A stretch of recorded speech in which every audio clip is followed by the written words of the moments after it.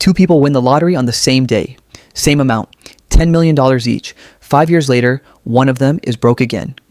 Not just broke, worse off than before they won.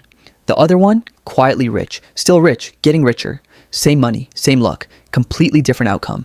So what actually separated them? It wasn't intelligence. It wasn't discipline. It wasn't even financial knowledge. It was something happening quietly inside their brain. Something neither of them was even aware of. Here's the uncomfortable truth. Broke people don't stay broke because of money. They stay broke because of identity. Your brain doesn't just track how much money you have, it tracks how much money feels like you. If you grew up believing money is hard to get, that rich people are different from you, that you're not the type who has money, your brain will quietly work to make it true, even when opportunity is standing right in front of you. This is called a financial thermostat. Just like a room thermostat keeps temperature at a set point, your mind keeps your bank account at a set point, the one that matches your self-image. Go above it, you'll unconsciously sabotage yourself until you're back to normal. Go below it, you'll instinctively hustle until you're back to comfortable again. That's why lottery winners go broke. Their bank account changed overnight. Their identity didn't. Now, here's where it gets interesting. Psychologists studied people who grew up poor but became wealthy as adults, and almost all of them had one moment in common. A single moment where they stopped saying, "I'm not good with money," and started saying, "I'm someone who is learning to be good with money."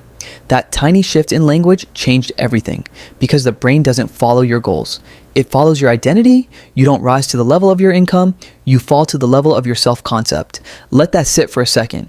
This is why two people can read the same finance book, get the same advice, even start with the same savings account, and end up in completely different places 5 years later. One believes deep down, money slips through my fingers. The other believes I'm the kind of person money sticks to.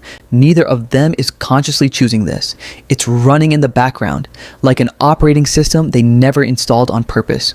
Inherited from a parent, a childhood memory, a moment of shame around money that got buried and forgotten. But here's the part almost nobody talks about. Broke isn't just a bank balance. Broke is a pattern of decisions repeated so many times it starts to feel like personality. The person who always forgets to invest. The person who gets a raise and immediately finds a new way to spend it. The person who says, "I'll start saving next month," for the last 10 years. That's not bad luck. That's identity protecting itself. Because deep down, staying broke feels safer than the fear of losing money once you have it. Yes, you read that right. For a lot of people, poverty isn't the scary outcome.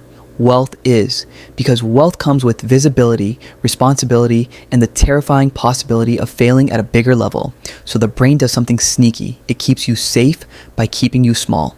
Now think about rich people who stay rich. They didn't just get lucky once. They built an identity where losing money feels unfamiliar and wrong, so their brain protects that instead. Same mechanism, completely different direction. Which means the real question was never, how do I make more money? The real question is, what does the person who has this money already believe about themselves that you don't yet? Because until that belief changes, the money, however much of it arrives, will always find its way back out.